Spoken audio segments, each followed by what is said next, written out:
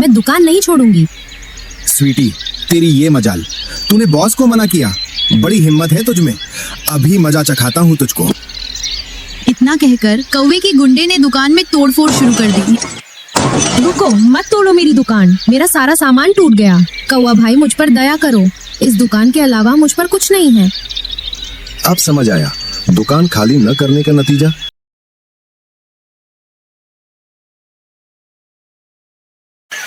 एक सुंदर जंगल में स्वीटी चिड़िया की छोटी सी पिज्जा की दुकान थी। उसके पिज्जा पूरे जंगल में मशहूर थे। वाह स्वीटी, तुम्हारा पिज्जा का जवाब नहीं। आज तो मुझे एक्स्ट्रा चीज वाला पिज्जा चाहिए। सबको मिलेगा, आराम से लाइन में आकर खड़े हो जाओ, लेकिन कोई झगड़ा नहीं करेगा। लेकिन इस जंगल में एक लालची काला कौवा भी रहता था। उसे स्वीटी की बढ़ती सफलता बिल्कुल पसंद नहीं थी। स्वीटी के पिज्जा में ऐसी कौन सी बात है जो दूर दूर से सारे जंगलवासी इसके पिज्जा खाने आते हैं। अगर मैं स्वीटी की दुकान हट जाए तो पूरा जंगल मेरा होगा। बॉस, फिर आपकी अपनी बड़ी पिज्जा शॉप खुलेगी। बिल्कुल, इस स्वीटी चिड़िया का कुछ तो करना पड़ेगा। अगले दिन काला कौवा अपने गुंडों के साथ स्वीटी की दुकान पर पहुंच गया। सुनो स्वीटी, ये दुकान खाली कर दो। क्यों? मैंने क्या गलत किया जो मैं अपनी दुकान खाली कर दूं? अब इस जंगल में सिर्फ मेरी पिज्जा की दुकान चलेगी स्वीटी।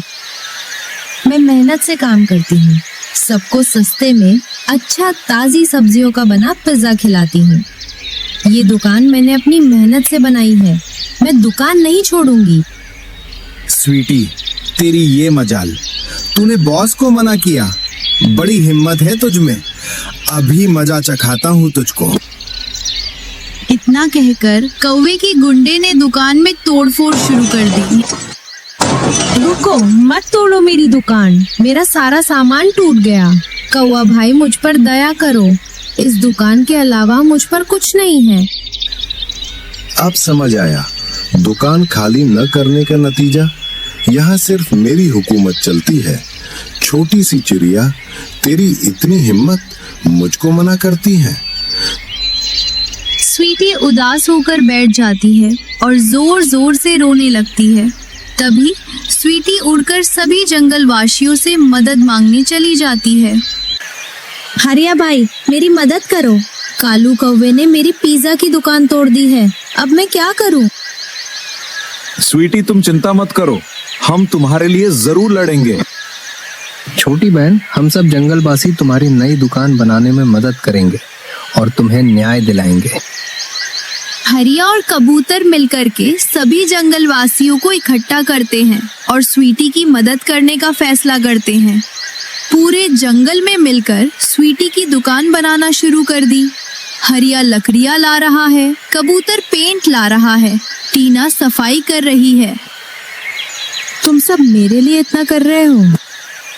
स्वीटी, क्योंकि तुमने सबका दिल जीता है और जंगलवासियों को पिज्जा खिलाया है। उधर काला कौवा अपनी नई पिज्जा की दुकान खोल देता है। बड़ी दुकान, चमकते लाइट, लेकिन कोई ग्राहक नहीं। तभी काला कौवा सभी जंगलवासियों को इकट्ठा करता है। आज से सारे जंगल वासी मेरी दुकान से पिज्जा खरीदेंगे। स्वीटी की दुकान पर कोई नहीं जाएगा, नहीं तो मुझसे बुरा कोई नहीं होगा। अब सब मेरे पास आएंगे। लेकिन कालू कौवा की दुकान पर कोई नहीं आता है। बॉस, कोई नहीं आया। मुझे लगता है सारे लोग पिज्जा खाने के लिए स्वीटी के पास ही जाते हैं। लगता है जंगल वासियों के अंदर से मेरा डर कम हो गया है। जंगल वालों को सिर्फ स्वाद नहीं, स्वीटी का प्यार भी पसंद था। तभी गुस्से में काला कौवा फिर से स्वीटी की दुकान पर पहुंच जाता है। अगर मेरी दुकान नहीं चली तो मैं तुम्हारी भी दुकान नहीं चलने दूंगा। गुंडे स्वीटी की दुकान घेर लेते हैं। तभी जंगल वाले आ जाते हैं। बस बहुत हो गया, अब जंगल में तुम्हारी गुंडागर्दी नहीं चलेगी। आज से इस जंगल में तुम्हारा कोई भी हुक्म नहीं चलेगा। डर और लालच से कोई बड़ा नहीं बनता। जंगल वालों ने मिलकर वहां से भगा दिया। मैं वापस आऊंगा, पहले पिज्जा बनाना सीख ले। इतना कहकर काला कौवा अपने गुंडों के साथ भाग जाता है। उस दिन पूरे जंगल में मिलकर जश्न मनाया और स्वीटी चिड़िया ने पूरे जंगल को फ्री में पिज्जा खिलाया। ये जीत सिर्फ मेरी नहीं है, हम सबकी है। अगर आज आप लोग मेरा साथ नहीं देते तो मैं दोबारा पिज्जा की दुकान कभी नहीं खोल पाती। सभी जंगलवासी स्वीटी जिंदाबाद जिंदाबाद के नारे लगते हैं। मेहनत, प्यार और सच्चाई की जीत हमेशा होती है। इस कहानी से हमें सीख मिलती है, लालच का अंत हमेशा बुरा होता है।